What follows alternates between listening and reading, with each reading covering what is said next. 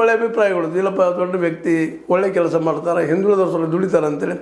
ಇವತ್ತು ಅವ್ರು ಕುರ್ಚಿ ಕಾಲಾಗ ನೋಡಿದ್ರೆ ಅವರನ್ನು, ಅದೇ ಆಗಿರಿ ಹೊರಗೆ ಇದ್ಕೊಂಡು ಡಿ ಕೆ ಶಿ ಅವ್ರದ್ದು ಕೆಲಸ ಮಾಡಿಸ್ಲಿಕ್ಕೆ ಬರೋದಿಲ್ವ? ಡಿ ಕೆ ಶಿ ಅವ್ರು ಕೆಲಸ ಮಾಡೋದಿಲ್ಲ ಅಂದಿದ್ದಾರೆ ಇವರಿಗೆ. ಹೋಗಲಿ, ಡಿ ಕೆ ಶಿ ಅವರಾದರೂ ಇದ್ದಿಲ್ಲಪ್ಪ, ಅವ್ರು ಹಿರಿಯರಿದ್ದಾರೆ, ಇರಲಿಲ್ಲ ಅಂತ ಅವರು ಭಾವನೆ ಬೆಳೆಸ್ಕೊಳ್ತಾ ಇಲ್ಲ. ಅವ್ರ ಬೆಂಬಲಿಗೆ ಮೂಲಕ ಅವ್ರು ಮಾತಾಡಿಸ್ತಾರೆ, ಅದಕ್ಕೆ ಇವ್ರು ಉತ್ತರ ಕೊಡ್ತಾರೆ, ಇವ್ರು ಬೆಂಬಲಿಗೆ ಹೋಗ್ತಾರೆ ಜಿಲ್ಲೆಗೆ. ಹೋಗ್ತಾಗ ಮತ್ತೇನಿಲ್ಲ, ಒಂದು ಕಡೆ ಸಿ ಎಮ್ ಬದಲು ಮಾಡಬೇಡ್ರಿ, ಇನ್ನೊಂದು ಕಡೆ ಸಿ ಎಮ್ ಬದಲು ಮಾಡಿರಿ. ಈ ಪರಿಸ್ಥಿತಿ ಬಂದಿರುವಾಗ ಈ ಒಂದು ಅಭಿಮಾನೋತ್ಸವ ದೊಡ್ಡ ಪ್ರಮಾಣದಲ್ಲಿ ಮಾಡಿ 8-10 ಲಕ್ಷ ಜನ ಕೂಡಿಸ್ಬೇಕು ಅಂತೇಳಿ ಪ್ರಯತ್ನ ಮಾಡ್ತಾ ಇದ್ದಾರೆ.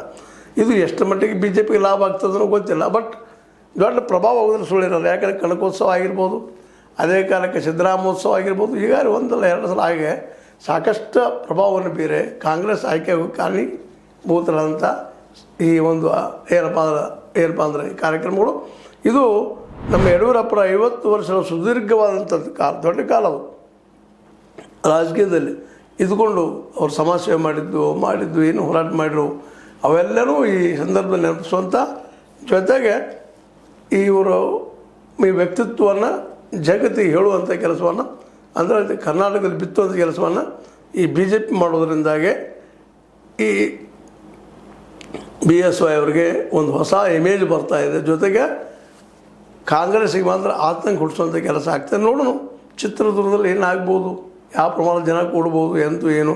ಆದರೆ ಈ ಜನರನ್ನು ಕೂಡಿಸುವಂಥ ಕೆಲಸ ನಿಶ್ಚಿತವಾಗಿ ಒಳ್ಳೆಯದು ಆಗೇ ಆಗ್ತದೆ ಬಿ ಜೆ ಪಿಗೆ ಅನ್ನೋದು ಜನಸಾಮಾನ್ಯರ ಮಾತು. ಜನಸಾಮಾನ್ಯರು ಕಾಂಗ್ರೆಸ್ಸರ ಈ ಜಗಳಕ್ಕೆ ಬೇಸತ್ತಿದ್ದಾರೆ ಅನ್ನೋದು ಮತ್ತೊಮ್ಮೆ ಈ ಸಂದರ್ಭ